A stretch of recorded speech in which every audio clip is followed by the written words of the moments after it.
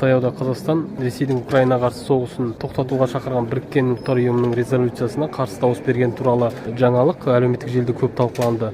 Бұл шешім жалпы Қазақстан халқы мүддесі тұрғысынан қабылданған шешім деп ойлайсыз ба? Қалай ойлайсыз? Не үшін? Мен мынаны түсінікті, Қазақстан мысалы үшін Донбасты, Крымды, басқаны мойындаймын деп үзілді кесілді айтты. Жүрде енді біз мынаны нәрсені түсінуіміз керек. Украина мен Ресей арасында кескілескен соғыс жүріп жатыр. Әр тарап өзінің мүмкіндігін арттыру үшін Біріккен ұлттар ұйымының трибунасын пайдаланады. Заңды нәрсе. Біздің мәселе енді өзіміздің жағдайды ескере отырып, мысалы үшін көптеген жағдайда Қазақстан қалыс қалып отырады. Сол сияқты енді дипломатиялық ырым-жоралғыларды жасауға мәжбүрміз. Осы жағында дұрыс түсінуге шақырамын Қазақстанды. Ал оның салдары ауыр болып кетті ме? Салдары ауыр болмайды. Қарсы болды ғой Қазақстан. Бұған дейін қалыс қалып келдік. Енді келесі жолы қалыс қалады. Бұл дұрыс па, енді қарсы болған амал жоқ, сөйтеміз. Неге амал жоқ? Түсіндіріп айта аласыз? Қазақстанның жағдайын ескерсеңіз, сіз мысалы үшін енді үлкен бір үйде тұрып жатырсыз дейік. Бір көршіңіз алқаш, бір көршіңіз наркоман дейік, басқа дейік. Сондай жағдайда сіз мысалы үшін солардың жағдайын ескеруіңіз керек қой. Я солармен күресуіміз керек. Күшіміз жетсе.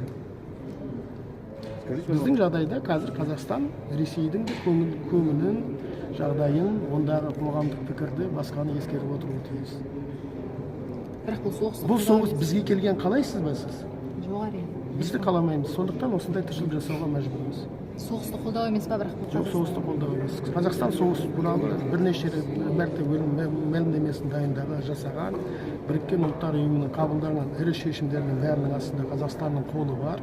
Дипломатиялық жолмен, бейбіт жолмен шешілу керек деп күн сайын айтып жатырмыз. Бұл енді біздің қолымыздан келетін әзірге осы. Қазір Тоқаевтың орнына сіз келіңіз, басқа адам келсін, бір аптадан кейін бәрі осы саясатты ұстануға мәжбүр болады. Бұл біздің ойлап тапқанымыз емес. Өкінішке орай бұл ойында біздің ұпайымыз аса керемет емес. Сондықтан көрпемізге қарап көсілеміз, жағдайды ескереміз, Қазақстанның ішкі жағдайын да ескереміз, сыртқы жағдайын да ескереміз.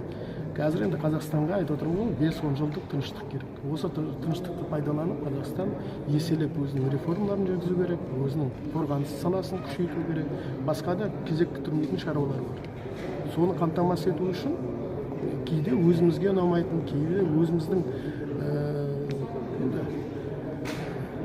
бәлкім өзімізді қабылдай бермейтін шешімдерді қабылдауға мәжбүр боламыз.